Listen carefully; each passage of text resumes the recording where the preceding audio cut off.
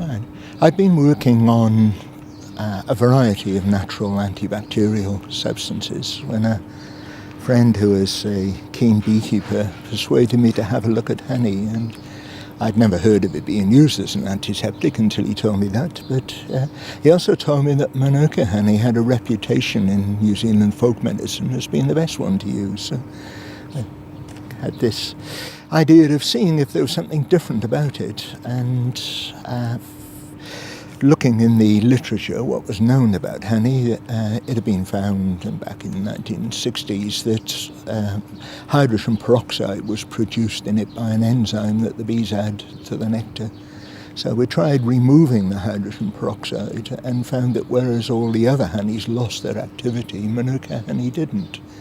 Now that's important because you have a lot of that enzyme that removes hydrogen peroxide in the tissues of your body, and that means that other honeys would lose a lot of their antibacterial activity, but the Manuka honey doesn't get affected by that enzyme. The first thing was to inject the honey into a cotton pad, a standard dressing pad, and that allowed the honey to be just put on the wound quite easily, but the honey was being flushed out by the fluid coming out of the wound. So it went on then to this sort, which is made from a fibre produced from seaweed, and the wound fluid turns that into a gel, and then the honey doesn't get washed out of it.